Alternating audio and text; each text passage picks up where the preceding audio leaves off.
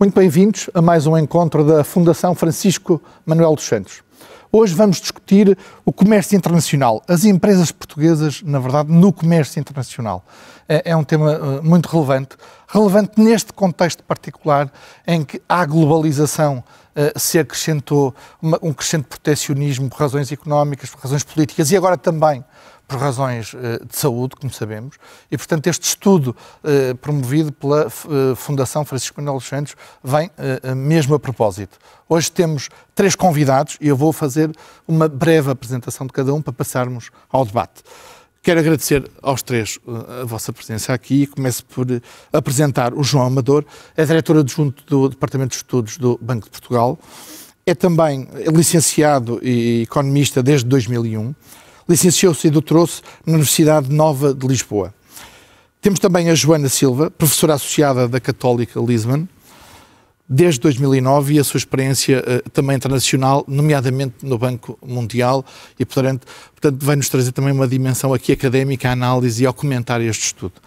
E finalmente o Rui Paiva, licenciado em Matemáticas Aplicadas, mas na verdade um académico que passou muito rapidamente a empresário, fundador do IDU, hoje teve funções transversais no Grupo SONAI e vai-nos dar também uma visão, diria, mais empresarial de comentário a este estudo que foi coordenado pelo João Amador. João, obrigado pela sua presença, pelo estudo de resto.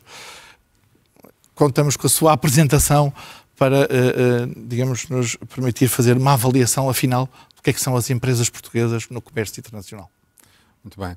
Muito obrigado. Em primeiro lugar, gostaria de agradecer à Fundação Francisco Manuel dos Santos todo o apoio que prestou ao longo do projeto, em todas as etapas. Agradecer a organização desta sessão e a oportunidade para apresentar as conclusões do projeto, ou melhor, as conclusões dos 3 estudos que compõem esta publicação. Eu tinha, digamos, um plano para os próximos 20 minutos. Vamos a ele. A minha proposta é esta, fazer aqui uma pequena motivação do tema, depois apresentar-vos uma taxonomia dos participantes do comércio internacional. Enfim, esta taxonomia surge como uma forma de categorizar as empresas que participam para depois poder descrevê-las. Portanto, isso seria a segunda etapa. A terceira etapa seria focarmos e falarmos um pouco das empresas que participam no comércio internacional no âmbito dos serviços não turísticos. Portanto, esse é um mundo que fica de fora, mas, digamos, a parte dos serviços tipicamente é menos estudada. Fala-se do comércio, tipicamente associamos a bens, e o estudo quis fazer este complemento com a componente dos serviços. E, por fim, depois temos aqui uma abordagem à questão das barreiras à internacionalização das empresas, tal como elas as percepcionam, tal como as empresas as avaliam. E, por fim, tinha ali uns tópicos finais que depois, enfim, servem de mote e o nosso moderador acrescentará outros a um debate mais final.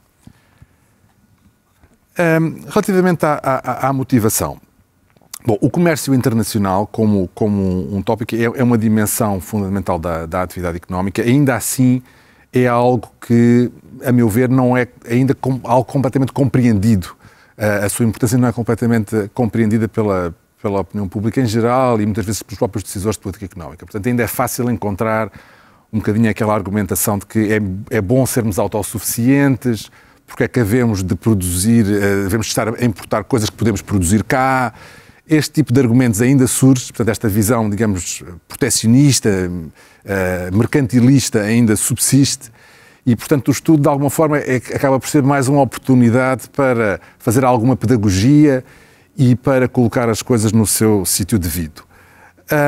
Depois, outra motivação, outro mote para o trabalho que fizemos tem que ver com a disponibilização de dados detalhados ao nível da empresa. Portanto, há toda uma dinâmica de utilização de microdados para avaliar aquilo que é uma realidade que constatamos ser muito complexa. A realidade das empresas é uma realidade muito complexa, convivem situações muito diferentes em cada momento do tempo e, portanto, o estudo faz também, digamos, essa ponte com os dados micro, com o detalhe e faz, digamos, uma abordagem que foca na complexidade e na heterogeneidade que existe na realidade das empresas.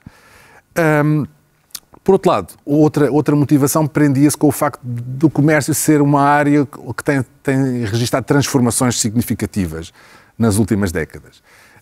São transformações que se prendem com o progresso tecnológico, com algum processo de liberalização que decorreu nas décadas passadas e que fez com que, designadamente no comércio de bens, tenha havido uma alteração no paradigma da produção, digamos, a fragmentação da cadeia produtiva, as empresas, digamos, a gerir, digamos, um processo onde se compra muito, se importa muito para incorporar, digamos, depois valor acrescentado nacional, dando origem a um produto que é depois exportável.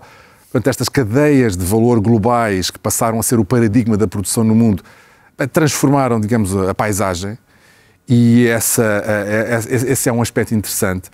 Mas para nós, mais do que isso, foi também, como eu dizia há pouco, dar relevo ao maior papel que os serviços têm vindo a ter no comércio internacional ao longo das últimas décadas. Por fim, há sempre a questão de discutirmos um pouco as políticas e aquilo que se pode fazer nessa dimensão. E a perspectiva foi utilizar também alguns dados de empresa, de respostas a inquéritos relativos àquilo que são os custos de contexto que as empresas entendem enfrentar e, portanto, esse é o ponto final do trabalho, digamos, a essa tentativa de ler um pouco a questão das barreiras à internacionalização. Muito bem. Partindo daqui, a primeira peça que me parece útil é a de apresentar esta taxonomia que eu referia. A nossa ideia foi, de alguma forma, portanto, olhar empresa a empresa e perceber quais delas exportam, quais importam, se exportam bens, se exportam serviços, se importam bens, se importam serviços. Portanto, há aqui um conjunto de combinações possíveis que no fundo estão resumidas ali naquelas 16 células e que no fundo também nos permitem fazer uma gradação do grau de complexidade que as empresas têm na sua participação no comércio. Pode ser, digamos, num caso extremo, uma quase não participação, ou seja, aqueles fluxos comerciais representarem muito pouco daquilo que é o volume de negócios da empresa e, portanto, designar pequenos participantes, mas depois empresas onde as exportações são significativas, as empresas onde as importações são significativas, depois aquelas que fazem ambas as coisas, depois aquelas que estão nos bens, que estão nos serviços e, digamos, num caso extremo, as empresas que são significativas quer na exportação, quer na importação, tanto de bens como de serviços. Portanto, esta ideia da complexidade e desta arrumação foi, digamos, o ponto de partida e depois, num segundo momento, tentar perceber as características das empresas que estão em cada uma daquelas classes. E aí, o que é que encontramos? Usamos uma análise estatística básica e percebemos que os participantes mais complexos, aqueles que estão envolvidos em diferentes tipos de fluxos comerciais, tendem a ser empresas maiores, mais jovens, mais produtivas, que pagam salários mais altos, estas duas normalmente estão relacionadas. No entanto, não são necessariamente empresas que sejam mais rentáveis. O que, enfim, no âmbito do contexto do comércio internacional também, digamos, é algo que não se estranha. O comércio internacional, por natureza, é um mundo competitivo e, por isso, não se teria de esperar, também, digamos, taxas de rentabilidade particularmente elevadas. Portanto, esta é uma primeira conclusão. Depois, também constatamos que existe uma associação entre a produtividade das empresas e a sua participação na atividade importadora, que, aliás, é mais importante do que a associação que encontramos entre a produtividade e a exportação. Eu tenho que chamar a atenção para o facto de estarmos a falar em associações, aqui, portanto, nós não estamos a discutir causalidade, portanto, não temos no trabalho, digamos, a capacidade para, de uma forma muito afirmativa, dizer que A determina B ou que B determina C, portanto, esta causalidade não está efetivamente presente, mas há apenas, digamos aqui, um princípio de associação que, enfim, é um contributo, é um primeiro passo. Dizia eu que sobressai esta ideia de que aquelas empresas que utilizam as importações são empresas tipicamente mais produtivas. E isto leva-nos à ideia de que as importações, de facto, hoje em dia, numa empresa, são um aspecto fundamental no sucesso. Portanto, permitem aceder a inputs, provavelmente a preços muito competitivos, permitem, digamos, incorporar tecnologia que não está disponível na empresa. E, portanto, esta ideia de que as empresas devem viver tanto quanto possível longe das importações é uma ideia, enfim, que não é verdadeira. E depois também aparece um pouco o resultado que a participação na parte dos serviços, no comércio de serviços, também parece estar associada a vantagens acrescidas para as empresas. E, portanto, esta dimensão dos serviços traz qualquer coisa de novo e que permite, digamos, alavancar um pouco o sucesso, o desempenho. Portanto, este é, digamos, um outro conjunto de resultados. E depois também procuramos perceber onde é que as empresas se posicionam em termos da importância, em termos da paisagem, quais são aquelas células ou aquelas classes que são as mais importantes. Afinal, onde é que as empresas estão em número e onde é que está o essencial do valor transacionado no comércio internacional português. Percebemos que há um conjunto relativamente limitado de classes que concentra o essencial quer do número de comerciantes, quer do valor das trocas. Portanto, elas não estão espalhadas de forma uniforme naqueles 16 blocos. Há ali alguns deles que são muito mais importantes. As empresas que são simultaneamente exportadoras e importadoras, portanto, os que nós designamos comerciantes bilaterais, tipicamente dominam a paisagem, aqueles que fazem ambas as coisas. Quando olhamos para os comerciantes bidirecionais de bens, aqueles que exportam e importam bens, eles representam cerca de 1/4 das empresas que operam no comércio internacional. E depois são seguidos a alguma distância por aqueles que exportam só bens, que importam só bens, que exportam só serviços. E quando olhamos para o valor, em termos de valores e não em termos de número de empresas apenas, a maior categoria, a categoria mais importante é a dos exportadores de bens e importadores de bens e serviços. Portanto, aqueles que exportam bens e, ao mesmo tempo, importam bens e serviços. E eles representam cerca de 1/3 do valor do comércio que aparece, que contabilizamos na nossa base de dados. Os comerciantes bidirecionais de bens, daqueles que exportam e importam bens, representam 1/4, portanto estão a seguir. Portanto, estes são digamos, os blocos essenciais. Uma outra dimensão que estava disponível, digamos, nos dados e que entendemos que queríamos explorar um pouco mais, tinha a ver, digamos, com esta complexidade que se liga com a existência de participações de capital entre empresas que participam no comércio internacional. Portanto, aqui, digamos, uma outra componente complementar ao comércio, que é esta outra parte da atividade, que é participar no capital ou ser participado por parte de outra empresa e, digamos, sempre no universo das empresas que comerciam internacionalmente. É uma imagem muito expressiva, não é? Bom, esta imagem está aqui, na prática, um pouco para ilustrar esta ideia das ligações. Até uma imagem de network. Cada ponto é uma empresa, aquelas linhas identificam participações de capital. A imagem, evidentemente, é só para ilustrar. Portanto, há aqui um algoritmo que depois posiciona as empresas que têm mais ligações no centro daquela rede. A rede é complexa, mas eu diria que provavelmente se fizéssemos uma coisa parecida para outros países seria mais complexa. Apesar de todo este mundo em Portugal ainda não é tão desenvolvido como noutros países. A ideia aqui era testar uma tese, que era a seguinte: a perceber se as empresas que são aparentemente menos complexas na sua participação no comércio se compensam isso sendo, digamos, empresas mais ativas do ponto de vista das participações de capital. Ou seja, eu posso, evidentemente, se calhar simplificar no comércio, mas por estar próximo de empresas que, por sua vez, também comerciam, eu compenso de alguma forma e isto seriam dimensões complementares. E, portanto, é nessa linha que isto arranca e que vamos tentar depois ver o que é que sai desta outra dimensão de complexidade. O que nos aparece é que os comerciantes bidirecionais de bens e serviços, portanto, exportadores de bens, importadores de bens, exportadores de serviços e importadores de serviços, que este grupo são muito importantes em termos destas participações de capital. Portanto, estas classes participam e são participadas por quase todas as outras. Os exportadores de serviços estão fortemente envolvidos também nestes processos. E, portanto, mais uma vez, os serviços emergem aqui como qualquer coisa um pouco diferente e, mais uma vez, os bidirecionais, aqueles que estão simultaneamente na parte de exportação e importação, a aparecer aqui como players importantes nesta dimensão das participações de capital. Pelo contrário, os tais pequenos participantes não parecem compensar, digamos, essa sua menor envolvimento nos mercados internacionais com mais intensidade nas participações de capital. Portanto, a resposta àquela pergunta é não, de facto, os menos sofisticados não compensam essa não sofisticação de outra forma. Já são aqueles que, à partida, têm grande envolvimento, que ainda alavancam participando noutras empresas.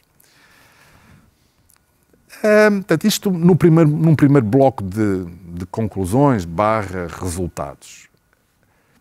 Quando olhamos depois para as empresas que estão envolvidas no comércio internacional de serviços não turísticos, portanto, aquele outro segmento, eu diria, enfim, antes de começar aqui nestes detalhes, diria que este tipo de comércio já é importante em já Portugal. Tem peso, já tem peso. Portanto, já estamos a falar de uma coisa que andará na casa dos 13, 14% do PIB. E, portanto, o turismo continua a ser, digamos, o grande bloco quando se pensa em exportações de serviços, mas estes serviços não turísticos já começam, de facto, a ter um relevo. Estamos a falar, essencialmente, de serviços de transporte, estamos a falar de serviços na área das telecomunicações, informática e informação, e depois há sempre uma coisa muito dispersa, coisas muito diversas, mas que também são, no seu conjunto, acabam por ser importantes. Evidentemente que há aqui uma ligação também de algumas destes serviços com serviços turísticos. Portanto, quando falamos dos serviços de transporte, e, por exemplo, falamos de transporte aéreo, percebemos que há uma ligação fortíssima com o turismo, enquanto atividade. Claro. Depois, o que percebemos é que, um pouco na mesma lógica que eu discutia inicialmente, que uma parte, quase metade dos comerciantes portugueses nesta área está ativa simultaneamente no comércio de bens e no comércio e na exportação e na importação.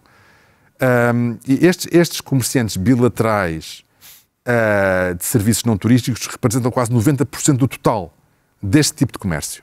Okay. Portanto, os bilaterais, mais uma vez, a surgirem como importantes, e este grupo tende a ser mais produtivo e mais rentável do que aqueles outros que só exportam ou só importam. Pois, outro facto estilizado, digamos, outro resultado que surge e que, digamos, é comum, porque também se observa quando se olha só para o comércio de bens, e é comum porque se observa noutros países, portanto, estudos paralelos para outros países também mostram isto, é que há uma forte concentração deste comércio num grupo pequeno de empresas e depois, dentro das empresas, uma forte concentração num ou dois tipos de serviços. Portanto, é uma concentração em poucas empresas e dentro das empresas também, digamos, um segundo layer, uma segunda camada de concentração.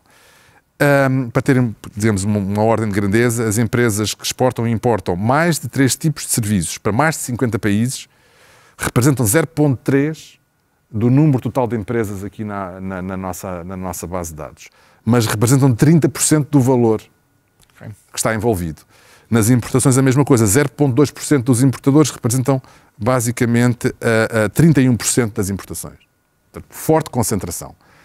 Um grupo pequeno de empresas muito, muito importante.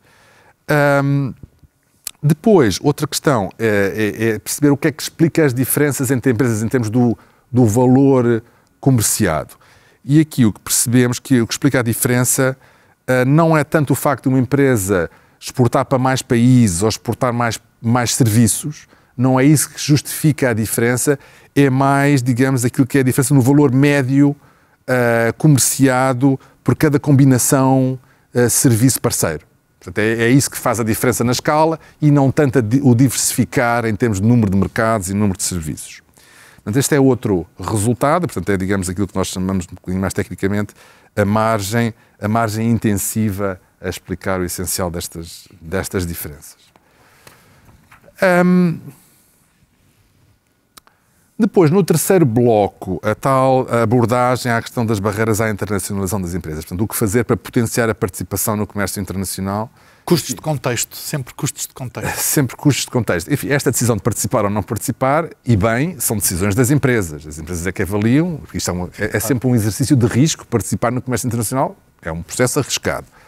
As empresas decidem, há uma dimensão, digamos, da política que está fora do âmbito nacional. Portanto, nós participamos na União Europeia. A União Europeia é uma união aduaneira. Uma união aduaneira implica a ausência de barreiras no comércio intra e, portanto, isso é evidentemente muito positivo. Mas também a União Aduaneira gera política comercial face a terceiros. Portanto, essa dimensão da política não está, digamos, no âmbito nacional. Mas há, apesar de tudo, outras dimensões, e designadamente os custos de contexto, que aparecem sempre e que, num inquérito que o INE conduziu, aliás, tem 2 edições, o inquérito aos custos de contexto, nós tivemos acesso, portanto, à informação de respostas, portanto, mais detalhadas, de forma anonimizada, evidentemente, mas as respostas que as empresas foram prestando, e aí o que se observa é que num elenco de custos de contexto que aparece no inquérito, estas barreiras à internacionalização aparecem designadas aqui como um custo de contexto de importância relativamente intermédia, portanto, numa escala que vai de 1 a 5, portanto, a barreira basicamente não constituir aqui um obstáculo, até 5, um obstáculo muito elevado. Os custos de contexto associados às barreiras à internacionalização aparecem ali com um valor de 3. Portanto, um valor intermédio. E, aliás, consistente nos dois inquéritos, em 2014 e 2017, basicamente o valor que aparece é o mesmo. Portanto, é, apesar de tudo, relevante enquanto barreira. E quando olhamos, digamos, quando fazemos um zoom dentro das sub-questões que compõem o inquérito relativamente às barreiras à internacionalização, o que vemos é que as empresas não identificam, como seria de esperar, barreiras na atividade exportadora e importadora tucur, pelos motivos que eu referi anteriormente. Mesmo, digamos, o comércio extracomunitário parece não ser, digamos, algo que as empresas identificam como um problema, mas mais as questões relacionadas com a abertura de estabelecimentos e filiais no estrangeiro, que isso é uma dificuldade, e também um bocadinho a candidatura a programas operacionais e fundos europeus. Dimensões mais burocráticas, administrativas. Exatamente, um pouco mais nessa área. Depois procurámos associar, digamos, as respostas que as empresas dão com o seu desempenho, ao seu desempenho, e perceber se havia aqui algum padrão. Aqui é bastante difícil tirar conclusões. Percebemos que aparece uma relação inversa entre a produtividade das empresas e a sua avaliação sobre a importância das barreiras à internacionalização. Portanto, basicamente, aquelas que dizem que as barreiras são mais importantes na sua atividade, para o desenvolver da sua atividade, são as menos produtivas.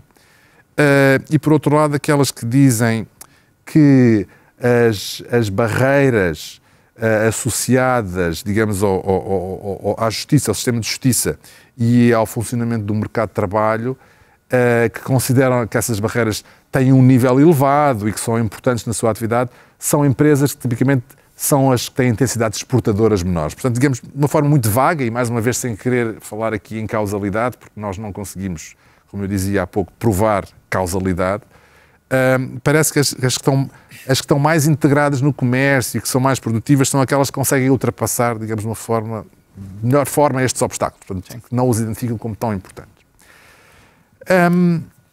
Para terminar.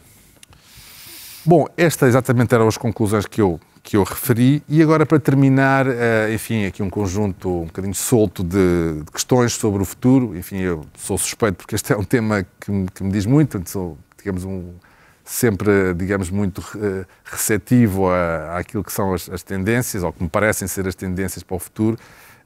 Portanto, há toda uma discussão hoje em dia sobre a automação, portanto, o peso que isto vai ter, digamos, nos processos das empresas em termos das suas decisões de localização, das consequências que vai ter em termos do número de empregos que podem potencialmente vir a ser destruídos. Portanto, há toda essa discussão, que já vem de trás, digamos, não é nova, isto é uma coisa que já tem alguns anos, e já há estudos para Portugal também, um pouco menos, mas que procuram fazer, digamos, esta análise. Há toda a dinâmica da digitalização, que é um assunto, digamos, vasto, e que tem merecido um foco grande, e agora no âmbito da política europeia. Portanto, basta olhar, digamos, para o plano de recuperação que foi anunciado e perceber que a União Europeia põe ali, digamos, um peso muito grande na utilização destes recursos para fazer a transição digital. Portanto, essa é outra dimensão que vai ter consequências daquilo que são digamos, que é o perfil do comércio. Depois há outra tendência que eu considero interessante, que é menos discutida, é esta ideia da customização, portanto, a ideia de que o comportamento dos consumidores, o tipo de produtos que está a ser procurado internacionalmente, também vai mudando, e vai mudando agora no sentido de as pessoas quererem produtos mais feitos à medida e, portanto, terem mais intervenção no processo produtivo, portanto, porque eu escolho mais coisas, escolho o design, escolho a cor, posso personalizar o produto.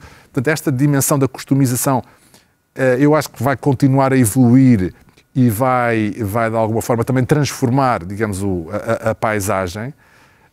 Tudo isto, e sobretudo a parte da digitalização e da customização, estão ligados a um intensificar, mais uma vez, da importância dos serviços. Portanto, a servicificação, aquela palavra que não existe e que está ali inventada, vai prosseguir enquanto tendência. Portanto, os serviços, quer os serviços do CUR que são prestados, quer os serviços que nos aparecem, digamos, incorporados nos bens que estamos a consumir. Portanto, há uma cada vez maior componente de serviços sempre existiu, mas agora cada vez mais uma componente de serviços dentro dos bens. E depois, enfim, aquelas preocupações transversais que temos com as questões ambientais, e o comércio sendo uma atividade que envolve transporte, que envolve práticas das multinacionais, é sempre uma área que está na discussão. E depois toda a questão do proteccionismo, dirigismo, enfim, que é uma tendência, ou pelo menos latente, que já existia também antes da crise pandémica, que agora não sabemos o que é que pode acontecer, mas evidentemente que é outro tema importante, mas isto é uma listagem de muita coisa, o nosso moderador depois nos vai disciplinar e Vou tentar, nem sempre é fácil. João, obrigado pela sua apresentação, também muito expressiva. Eu creio que este estudo tem também esse mérito, traz alguma luz, novas luzes sobre que é a participação das empresas portuguesas. Há muitos estudos internacionais e nacionais sobre o peso e a importância do comércio internacional, também para Portugal. Há menos estudos sobre a participação das empresas portuguesas e até o perfil das empresas portuguesas. A Joana Silva, como eu dizia há pouco, é professora da Universidade Católica e também tem feito trabalho de investigação na área do comércio internacional. Joana, que conclusões é que podemos tirar deste estudo? Que a primeira análise é que pode fazer do que nos foi apresentado pelo João? Então, obrigada, António, é um prazer estar aqui, obrigada pelo convite. Eu gostei muito do estudo e gostava de começar por dar os parabéns à equipa, ao João, à Sónia e à Brigitte, e só vou acrescentar aqui algumas ideias de trabalho que eu fiz ou de trabalho que eu li e um pouco dar assim uma conjuntura mais geral e internacional. Portanto, eu queria focar 3 grandes ideias. Uma primeira, as palavras de ordem a nível internacional, hoje em dia no comércio internacional, é se está a existir esta desglobalização. Sim. Ou se há uma slowbalization, se há um abrandamento apenas da globalização. Já levo 2 novas palavras aqui. São outros palavrões também, não é?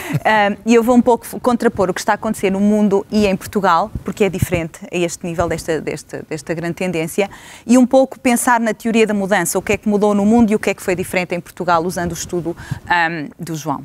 E depois vou acabar com uma reflexão sobre o potencial do país, o que é que ainda está por fazer e algumas barreiras e um pouco fazer uma reflexão sobre o que é que a crise do Covid nos está aqui a colocar em termos do comércio internacional e das empresas. Este gráfico mostra ao longo do tempo, desde 1970, a evolução do peso do comércio internacional no produto interno bruto mundial. E vemos ali a vermelho o mundo e vemos que exatamente desde a crise de 2008, desde a crise financeira internacional, vemos que há uma mudança de tendência. Houve um crescimento muito forte durante o período, desde 1988, muito acentuado, que depois se estabiliza, tende como se fosse um platô. O que é interessante é que não vemos isso para Portugal. Portanto, trata-se da ausência desta desglobalização, desta globalização mais lenta. E eu acho que isso torna ainda mais interessante este estudo, porque questiona-nos, leva-nos a perguntar porquê. Então, nesta ideia da teoria da mudança, há coisas que aconteceram no mundo e que também aconteceram em Portugal, nomeadamente a questão da liberalização da China, a quebra da cortina de ferro, houve vários fatores internacionais que levaram a esta expansão da globalização. Houve também esta questão de que falava das novas tecnologias e o quanto elas contribuem para este novo paradigma, não é? Das cadeias globais de valor. Hoje, se pegarmos uma bicicleta, o guiador é italiano, as rodas são chinesas ou os pedais são alemães. Portanto, cada coisa vem do seu lugar. E isto é uma realidade, é um novo paradigma no comércio internacional e a maneira como as empresas se posicionam nestas cadeias é essencial. E esta questão da grande importância crescente dos serviços no comércio internacional. Quando vemos ali a questão da evolução do peso das cadeias globais de valor no comércio internacional, vemos também mais uma vez este platô, depois da crise financeira internacional. E uma coisa importante é que como diferentes países participam nestas cadeias varia ao longo no espaço, não é? Num estudo que fez o Banco Mundial em 2019 mostram a participação de cada um dos países e o topo seria participação em atividades altamente inovadoras. Ao contrário de outros parceiros da União Europeia, Portugal ainda não está aí, está no patamar antes desse, que é Advanced Manufacturing and Services, mas, digamos, é uma participação que já é importante para Portugal e é um pouco diferente ainda, um ponto a assinalar. A primeira reflexão que eu comecei por fazer foi o que é igual, tanto em Portugal, mas também no mundo, mas também em Portugal. E esta é uma questão que aqui o João veio trazer e que já se tinha explorado noutros trabalhos passados em termos do comércio dos produtos, que apenas uma pequena fração de empresas exportam. Isto é verdade para as que exportam, para as que importam e cada vez menor se considerarmos as que importam e exportam. É verdade para os produtos e é verdade para os serviços.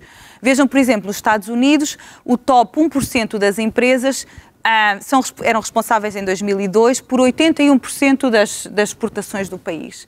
São números muito elevados, no Reino Unido eram 42%. Em Portugal este número também é muito elevado. Não somos diferentes nesse Somos diferentes, não somos. Não somos diferentes no sentido que é muito importante, talvez a fração depende da dimensão do país, mas a nossa percentagem é também muito elevada. Portanto, aqui um ponto é que essa é uma característica de todos os países e também de Portugal e até de forma mais agravada no nosso país, dada a sua dimensão.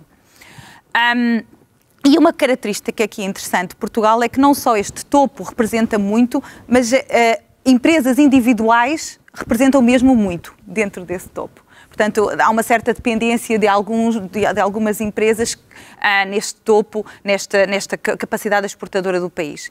E uns números interessantes de um paper que fiz anteriormente é que 54,2% das empresas portuguesas servem apenas um mercado. Mas estas são muito pequenas. Quando nós vemos empresas que servem mais de 10 mercados, vemos que apenas 7% das empresas portuguesas servem mais que 10 mercados. Mas estas representam 60,2% das exportações. Portanto, aqui a dimensão é mesmo muito importante. E esta ideia que eu acho que o João falou e que é muito importante, que a globalização é muito mais que setores importadores e exportadores. Por exemplo, nos Estados Unidos, 50% das empresas importam, que importam também exportam, e essas representam cerca de 90% do comércio dos Estados Unidos. Portanto, uma importância muito grande. A participação do comércio intra-indústria é muito grande, geralmente cerca dos 60%. 1/3 do comércio mundial é intrafirma, é dentro das mesmas empresas. Continuando nesta perspectiva do que acontece no mundo e também em Portugal, esta questão das empresas exportadoras e multinacionais não são só maiores, mas também são mais produtivas e pagam melhores salários. Isto é uma coisa muito importante porque os salários são muito importantes para o bem-estar, representam uma larga percentagem do rendimento das famílias e, nesse sentido, é importante ter isto em consideração. Há aqui 3 pontos. Portanto, em termos das exportadoras, elas são mais produtivas, mais intensivas em capital e em tecnologia no mundo e em Portugal, empregam mais trabalhadores qualificados e pagam melhores salários. E, como o João dizia, também no caso das exportadoras de serviços. O mesmo se passa para as importadoras e aqui é muito importante desmistificar aqui o mito de exportação bom, importação mau, Sim. Porque muita da importação é para exportação e há também uma vantagem competitiva que se ganha através de algumas importações que são muito importantes para a produção. E em termos das multinacionais, realmente as mesmas características de topo, de elite e uma grande importância na geração de emprego. Mas então fica a questão, por que não desglobalização em Portugal? E há aqui alguns fatores que têm saído da literatura. Por um lado, um aumento da importância da indústria dos veículos e outros materiais de transporte, o boom do turismo, o crescimento médio anual das exportações em viagens de turismo foi superior a 10% entre 2000 e 2017, portanto uma expansão muito importante. Em 2017 o turismo respondia por metade das exportações de serviços portuguesas. E depois esta nova... vem ali muito marcada a diferença em termos dos serviços não turísticos que veio aqui trazer o João, não é? Que, de facto, aí vemos desde 2006, 2007, uma descolagem, uma diferença de tendência de Portugal face ao mundo. Eu achei este gráfico particularmente importante. Porque estávamos atrasados. E era ponto de partida, obviamente, marca essa diferença. E era exatamente o meu próximo ponto. Há aqui duas grandes hipóteses. Uma é que começamos mais tarde, estamos atrasados, como dizia, e ainda não houve desglobalização, mas haverá. Exatamente. É uma hipótese. Outra é fizemos algo diferente e outra é estarmos no meio termo, alguns no meio, não é? Então, pensando no que é que fizemos diferente, houve claramente uma melhoria de competitividade via custos. Estimativas recentes apontam por uma depreciação real de cerca de 6% desde 2009.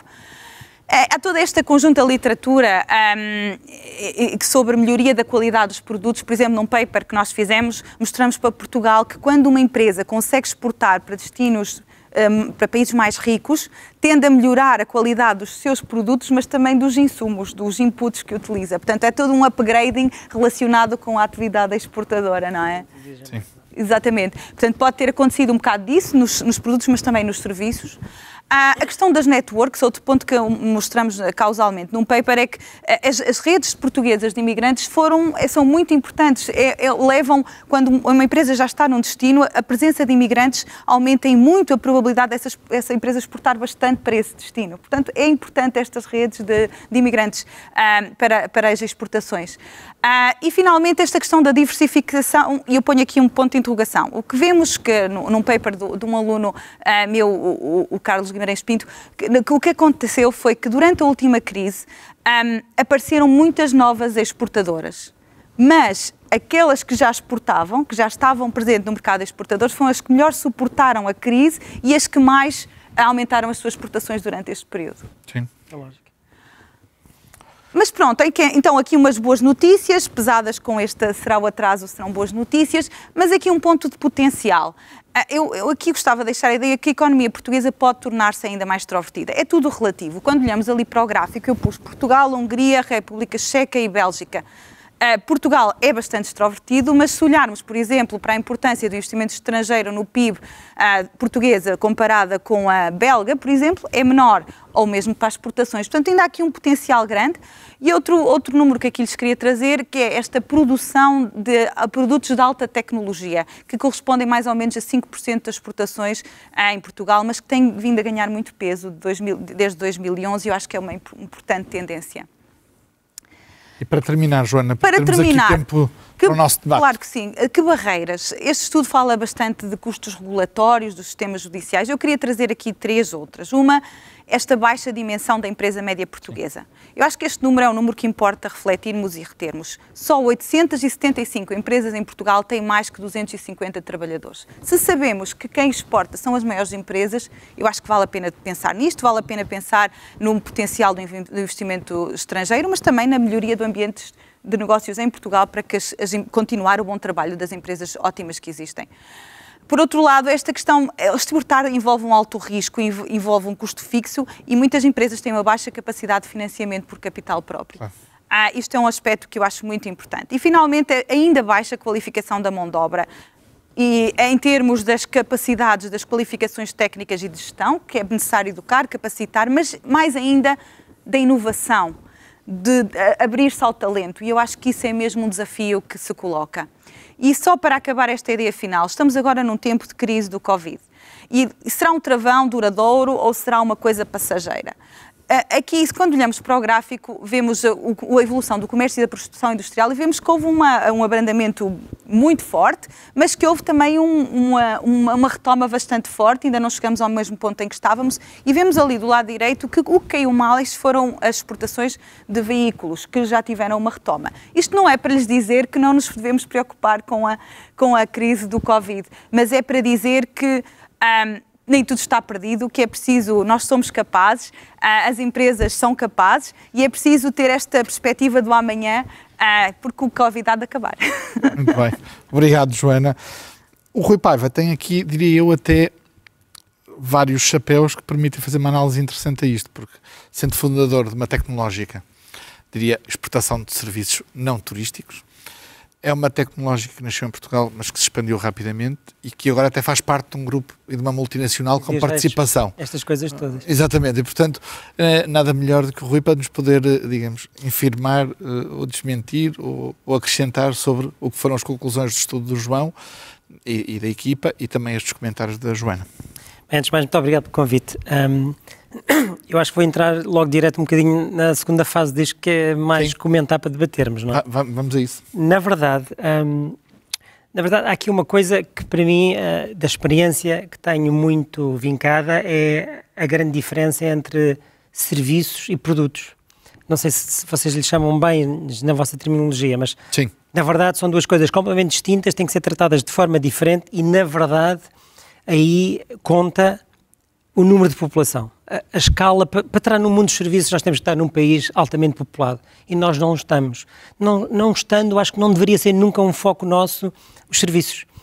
Que não seja boutiques de coisas, não é? Mas muito pouco isso. Portanto, nós devíamos ter um foco muito grande em produto. E que leva a outra coisa logo, que é o que é importante é o VAB, não é? E, portanto, o valor acrescentado, por isso mesmo que as importações também têm sentido se nós transformarmos essa importação em algo para exportar novamente com um valor acrescido a isso. Porque se for revender, aliás, nós somos um país de história muito famoso de comerciantes, não é? Nós revendíamos coisas, mas não as mudávamos para acrescentar valor. Porque uma destas conversas que nós temos sempre sobre a produtividade em Portugal, nós associamos logo, produtividade tem que se trabalhar muito, não é? Mas não tem nada a ver, não é? Produtividade tem a ver no valor da venda daquilo que nós queremos. E se nós conseguimos fazer uma coisa muito cara com pouco trabalho, é o ideal, não é? Portanto, é por isso que aquelas lojas das grifes vendem malas caríssimas, que o trabalho em si foi o mesmo que o outro, só que tem o valor da marca, não é? Portanto, acho isto tem que ser sempre debatido sobre essa dicotomia, então, do produto e do serviço, sendo que a escala conta e nós não somos um país que dê escala para serviço, portanto o foco tem que estar muito, muito em produto. Isto para dizer que, na verdade, por exemplo, no caso específico nosso, e nós pusemos isso sempre, esse enfoque em produto, e depois, na verdade, o produto tem outra coisa adicional, que é o tangível da venda. É porque é muito mais fácil vender uma coisa que é um produto. Se vê. No nosso caso, não se vê porque é software, mas é muito mais fácil ver isso. E depois tem a apropriação do IP, não é? Que na segunda derivada leva-nos a coisas como, por exemplo, poder vender a empresa, ou uma parte da empresa, ou fazer as tais parcerias para a venda, que ainda transformam mais em valor adicional. Portanto, todas estas coisas, todas estas variáveis são importantes. Sendo que uma das coisas importantes para este salto, e acho que vocês os dois, então, têm de certeza ter feito este trabalho para todos nós, que é as competências. Porque, na verdade, o grande problema que nós tínhamos para fazer isto era as competências na gestão. Porque nós não temos muitas competências de gestão. Nós somos muito bons executores, mas pouco dotados em gestão para perceber como é que na execução nós tomamos aquilo como nosso para podermos então fazer a inferência e fazer a venda. Aliás, eu dizia sempre numa análise muito engraçada que era no passado, não é? Fizeram cá muitas fábricas para fazer sapatos e coisas, no passado. E fez aquilo tudo e, portanto, nós sabíamos fazer aquelas coisas todas. Quando se foram embora para sítios mais baratos, estavam cá as fábricas todas.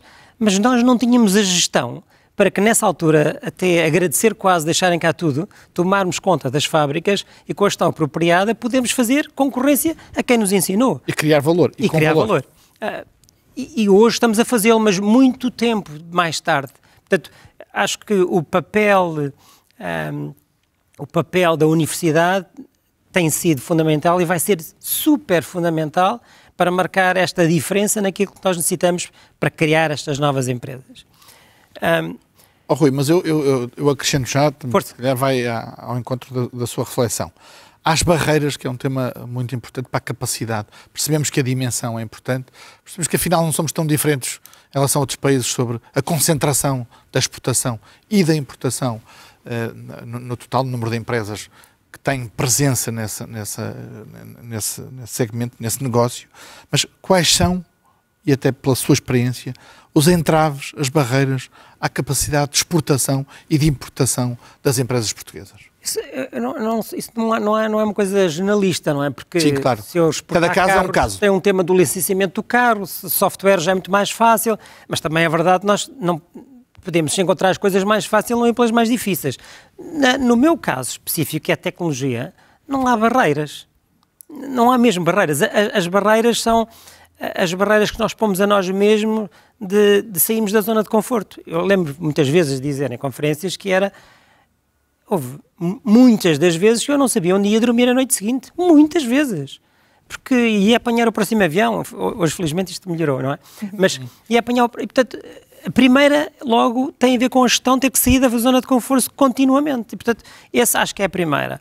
A segunda e eu lembro perfeitamente, quando nós decidimos fazer o primeiro escritório fora, e na altura perguntámos a uma dessas empresas das Big Five para nos ajudar na logística disso mesmo, porque tem que se abrir as entidades, aquelas coisas todas. Eles próprios são muito complexos num conjunto de coisas que nos põem, que torna quase tudo infazível. Eu lembro-me de chegar a essa esquecer e fazer. Exatamente. Eu lembro de falar com uma dessas Big Five e dizer-lhe assim, mas se isto é tão complicado, como é que vocês têm escritórios noutros sítios? Mesmo, eu disse, pá, isso não tem lógica nenhuma. Eles têm o conhecimento, know-how é deles. Mas sabe o que é que aconteceu? Eu com o CFO, os dois, metemos-nos no avião, fomos para lá, estivemos lá aí durante 3 semanas, abrimos nós tudo. Contratámos os advogados, contratámos os fiscalistas locais, tudo, e fizemos tudo. E fizemos a primeira vez. E o problema grande é fazer a primeira vez. Porque depois da primeira vez feita, nós já começamos a dominar as variáveis. E, portanto, tudo é mais fácil a seguir. Mas a verdade é, esta zona de desconforto nós temos que viver e somos os primeiros a dar o salto. Porque uma das coisas muito importantes é, quando nós estamos no passo da internacionalização, a coisa normal era, eu vou contratar uma pessoa fantástica do lado de lá e isto ajuda, não é? A verdade é que ninguém quer ser contratado por nós, porque não sabem quem somos. O que é? Porquê? Sim. E, portanto, o primeiro esforço tem que vir todo do nosso lado. E, portanto, nós temos que deslocalizar, fazer, e eu acho que isso não está muito bem enraizado. A outra que eu tenho como experiência, e acho verdadeiramente que é uma experiência super boa, e aliás eu fiz parte de um conjunto, há uma coisa engraçada aqui na Europa, que tem basicamente junta os CEOs das pequenas empresas, em que partilha a experiência destas pequenas empresas para que se ajudem entre elas, porque nós não temos dinheiro para contratar as grandes consultoras, e basicamente cada CEO é o consultor dos seus colegas e ajuda-se entre si. Uma das coisas que nós fizemos, quando criámos a nossa empresa, foi nós estruturámos-la toda do zero, antes de abrir a empresa. Portanto, nós tivemos mais ou menos, tipo estação, 9 meses antes a desenhar a empresa toda, processos, tecnologia, métodos, tudo, como se ela fosse multinacional no dia que nasceu. E, portanto, nós sabíamos mais ou menos como é que iam jogar todas as peças. Isso provou a quando do crescimento. A vantagem competitiva de eu saber a cada momento como é que ia mais ou menos jogar as peças, provou ser um fator importante para o crescimento. Mas isso leva-nos outra vez ao tema da gestão, que é, porquê? Não era porque não éramos uns eliminados, porque entre formação e passagem de outras empresas foi fundamental. Eu digo muitas vezes, aliás, perguntava muitas vezes quando dou umas aulas nos MBAs, perguntam-me uma coisa muito típica, é qual é a altura boa para eu fazer o MBA? E para mim, verdadeiramente, a altura boa para fazer o MBA é quando eu, depois de trabalhar uma organização, sinto que não cresço e que o passo que eu tenho que dar para crescer é aquilo que eu vou buscar na academia. Sim. E se tivermos a sorte de, desta altura da parte profissional, passar numa multinacional, é a melhor das aprendizagens. Agora, o tema importante é, quando lá estiverem, não escutem só, aprendam. Porque aquilo tem muita coisa para aprender. Aliás, o Banco Mundial... Portanto, aprendendo, e eu consegui fazer bem a transposição, portanto eu acho que há aqui muito tema que é de formação, de gestão, porque as barreiras, elas existem sempre, não é? Tipo, eu ainda hoje estava a falar isso, há 500 anos atrás eles também se meteram nos barcos e as barreiras eram todas, não é? Mas foram. Essa é uma boa transição para a pergunta assim que eu gostava de fazer ao João, que é, nota-se até pelos dados que a Joana apresentou, que nós até tivemos um comportamento, diria, mais positivo, no sentido de quem acha que a globalização e o comércio contribuem de facto para o crescimento económico. Diria que o ponto de partida também explicará alguma coisa da evolução por comparação ao comércio internacional, mas o João focou nas conclusões do estudo 3 ou 4 pontos interessantes, que é quase uma espécie de um retrato do que é que são as empresas que participam no comércio internacional, as empresas portuguesas. Tocou num que me parece muito sensível para incentivar os empresários portugueses a procurarem comércio internacional, que é, não são as mais rentáveis, são as mais produtivas, são as que pagam mais, são as mais inovadoras, mas não são as mais rentáveis. É quase uma provocação que tenho de lhe fazer. Então, mas como é que se convencem os empresários portugueses, os outros, todos os outros, não aquele meio por cento que participa no comércio internacional, a participar no comércio internacional? Qual é a vantagem? Que vantagens é que as empresas portuguesas que não participam podem tirar da participação no mundo? Bom, eu diria que as vantagens são as vantagens, enfim, de poder, da oportunidade, do que aquilo representa como potencial para crescer. Digamos que nós, se olharmos um bocadinho para as últimas décadas, as últimas 2 décadas em Portugal, nós percebemos que as coisas mudaram muito. Esta paisagem, digamos, daquilo que era o exportador tradicional português há 20 anos atrás, basicamente já não existe. E, digamos, esta dimensão, sobretudo, o país também foi acumulando capital humano na área da gestão em particular. Portanto, o perfil do empresário português que hoje monta uma empresa é alguém que já não pensa que vai montar uma empresa para produzir em Portugal. Hoje em dia as pessoas, quando montam uma empresa, já pensam num mercado, pelo menos europeu, para não dizer que pensam num mercado global. Portanto, o mindset, a forma como se perspectiva, digamos, um negócio, alterou-se. Há 20 anos atrás, nós tínhamos uma estrutura produtiva assente em setores muito tradicionais, digamos, não havia ainda, estava longe ainda a concorrência asiática, não, os países do leste ainda estavam num regime económico diferente. Quando essas transformações acontecem, Portugal passa ali por um período difícil. Foi preciso ajustar. Enfim, demorou algum tempo, mas depois, digamos, essa regeneração acontece com estes novos métodos de gestão, com esta nova atitude, e é aí que se nota, digamos, um bocadinho aquilo que a Joana mostra, ali uma dinâmica muito forte, que é, digamos, Portugal, e isso ajudou-nos muito quando foi da crise anterior, quando foi da crise do Programa de Assistência Económica e Financeira que atravessámos, digamos, toda a gente, digamos, identificava as exportações e, digamos, a dinâmica do setor exportador como um fator que estava a ajudar muitíssimo. Não estava a ajudar necessariamente por ser aquele momento, era um processo que já se tinha começado antes. As crises, digamos, em geral, também são bons momentos para fazer mexidas e, digamos, os empresários tendem a sair da sua zona de conforto também quando as coisas estão mais difíceis. Sim. E, portanto, um bocadinho para responder à pergunta, eu diria que o que leva a empresa a mudar a sua atitude, digamos, em primeiro lugar, a primeira perspectiva, que as coisas hoje em dia têm que ser pensadas a nível global e os gestores mais capacitados hoje em dia funcionam dessa forma. Perceber que as crises existem e que exigem transformações e que uma empresa não pode, digamos, acreditar que sobrevive facilmente também ficando restrita a um mercado que é um mercado nacional. E, portanto, esta motivação a participar no comércio internacional, se bem que se percebe, eu também disse isso, que é um processo arriscado, e sim, as empresas arriscam neste caminho, pode correr mal, podem desaparecer no processo, que ele pode correr de tal maneira mal que é o fim da empresa, é claro que há ali um risco, mas o risco faz parte da gestão, tem que ser gerido.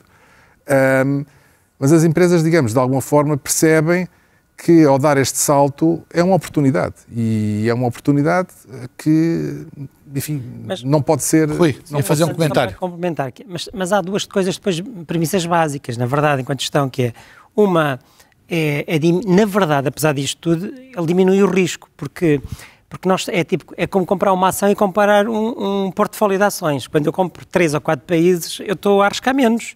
Porque quando um cai, eu tenho... Está a diversificar risco, mas a dimensão dos mercados torna esse... Não, mas isso é importante. E a segunda outra, que é a premissa hoje em dia, pelo menos de um criador de uma empresa, a pessoa quando a cria tem que pensar também no fim dela. E no fim dela tem muito mais valor se ela for global do que se ela não for global. A não ser que seja claramente uma compra estratégica. E, portanto, isso é uma variável super importante. Portanto, se pensar para fazer a empresa aqui para Portugal ou para o mundo, não tem nada a ver. O caso, não é? Nós vendíamos para 120 países no mundo. Claro que eles andavam logo de trás de nós, versus se eu fosse aqui o maior aqui de Portugal, não tem nada a ver. Portanto, acho que essas duas variáveis são super importantes. Eu acho que é verdade que quando chegou esta história da crise, a crise financeira acelerou o processo, porque as pessoas, como isto é um bocadinho do Covid, começou o Covid, na verdade apanhou o mundo inteiro, não é? Mas aquilo, de repente, a pessoa tem que sair daqui, porque senão não tinha que dar comida, não é? Mas o próprio Covid também está a arranjar outras variáveis diferentes às pessoas que não tinham. A nossa conversa podia nos levar a um novo programa, e eu desafio o novo encontro, eu desafio desde já a Fundação a promovê-lo, porque este tema em particular, é muito engraçado. As empresas tem muito que se lhe discutir, mas eu não posso deixar de vos convidar a refletir sobre os efeitos da pandemia no comércio internacional. E se há, de facto, uma desglobalização em curso, ou se é temporário. Joana, que arriscou ali 2 perguntas, mas não deu a resposta. Qual é a resposta que arrisca dar? Há muita incerteza neste momento, portanto qualquer resposta é muito arriscada, de facto, mas o facto de ter havido uma retoma do comércio, o facto da China ter tido uma recuperação forte e rápida, sugere que em termos de comércio internacional podemos ter uma recuperação bastante rápida. É claro que tudo depende, pode haver efeitos mais de longo prazo, não tanto das compras imediatas, mas coisas que marcam o longo prazo. Se houver alteração de preferências das pessoas em termos dos produtos que gostam, se houver alterações do processo produtivo, a maneira como as empresas combinam o capital e o trabalho, a maneira como as empresas combinam diferentes tipos de trabalhadores. Isso são coisas que ficarão para a posteridade e por afetarem a produtividade das empresas, por afetarem a sua estrutura, vão ter um efeito de longo prazo muito além da recuperação ou não do comércio. Há uma coisa que vai afetar mesmo muito, é a verificação da não necessidade de tantas pessoas na execução das tarefas das empresas.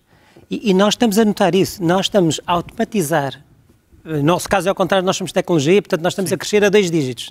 Isto para nós foi tipo... Mas uma tecnológica que está a automatizar é impressionante. Não, nós estamos a automatizar os nossos clientes.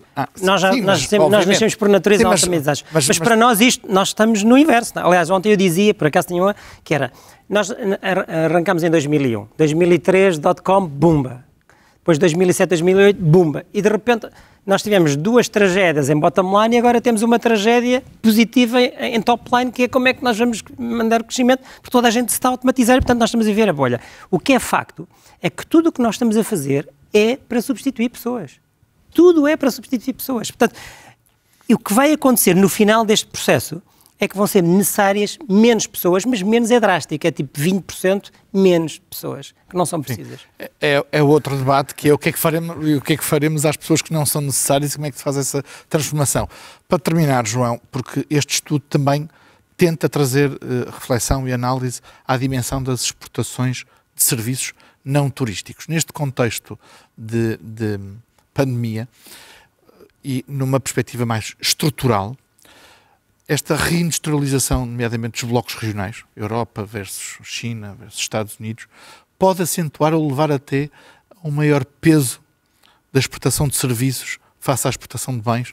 Enfim, mesmo tendo a salvaguarda aqui da observação do Rui Paiva sobre exportação de serviços versus exportação de bens. Bom, o que é que arrisca também antecipar? Tudo isto é sempre, digamos, arriscado, mas eu diria, na minha perspectiva, é de facto o intensificar da importância dos serviços. Nomeadamente dos não turísticos. E nomeadamente dos não turísticos. Portanto, há todo um conjunto de progressos tecnológicos e, portanto, a pandemia vem-nos mostrar precisamente isto. A pandemia vem-nos mostrar que é fácil, não é, enfim, é mais fácil do que pensaríamos à partida, digamos, prestar serviços remotamente noutro país. É verdade. Portanto, isto significa que estamos a abrir aqui uma janela para comércio que, enfim, talvez a tecnologia de base já existisse, mas agora há um efeito de demonstração. E este efeito de demonstração e de escala vai fazer com que seja mais fácil que serviços que no passado eram eminentemente locais passem a ser transacionados à escala global. Isto vem mudar, digamos, a feição do comércio. Portanto, digamos, há países que vão entrar nestes segmentos. Portugal, enfim, as nossas empresas de sucesso nestas áreas têm margem para ganhar. Foi o que ouvimos agora mesmo. E depois há aqui um underlying tecnológico, digamos, toda a componente da inteligência artificial, a facilidade que isto vai trazendo nas comunicações à distância. Portanto, vai fazer com que os serviços passem a ser eminentemente transacionáveis também e, portanto, vão crescer. Já para não dizer que depois, como na componente de bens, há muito serviço incorporado. Portanto, essa ainda é outra dimensão. Mas nos serviços do CUR, serviços de consultadoria, serviços médicos, serviços, os call centers, serviços diversificados vão crescer. E isto vai trazer precisamente a questão do mercado de trabalho e a questão do impacto que isto vai ter em segmentos largos da população que se dedicam à prestação de serviços, digamos, em contextos que ainda estão, digamos, relativamente protegidos, mas que uma vez abertos ao comércio internacional vão colocar questões. E, portanto, vão colocar questões porque vai haver uma pressão. Claro. E essa pressão tem que ser gerida. Tem que ser antecipada, tem que ser gerida de modo a que não tenhamos, digamos, tensões que depois se tornam difíceis de gerir, porque estamos a perder empregos na produção dos bens, estamos a perder empregos depois na componente dos serviços. Portanto, esta dinâmica pode se tornar complicada e tem que ser antecipada e gerida tanto quanto possível. Mas essa é a dinâmica que eu diria que era, esta dos serviços temos de ser muito cautelosos, porque estes serviços todos, call centers e isso tudo, eu dou tipo 3 anos, 4 anos para isso acabar. Isso vai ser completamente artificial. A inteligência artificial vai fazer tudo isso. Portanto, todas estas tarefas que nós associamos aos serviços aqui, low cost, não é para nós. Estamos a falar de outro tipo, ou queremos falar de outro tipo de serviços. Mas são muito relevantes. Estes call centers, tudo, não é para nós. Primeira derivada. A segunda é a ter humanos, a outra quantidade de pessoas nos outros países a entrarem no mercado. Nós temos que mudar este paradigma rapidamente. Se queremos fazer alguma coisa é pensar nisto já e mudar rapidamente e posicionar-nos. E depois outra coisa que era importante, e nós no início fizemos, quando foi esta história de ser internacional, nada é relevante que não seja o que nós pensámos o que queremos ser. Podemos ser só nacional e ser o melhor nacional. Isso não é mau. Agora, nós temos que perceber, porque isto divide-se mais ou menos em empresas nacionais, empresas internacionais, sendo que as internacionais tipicamente são aquelas que estão cá, mas vendem para uns sítios.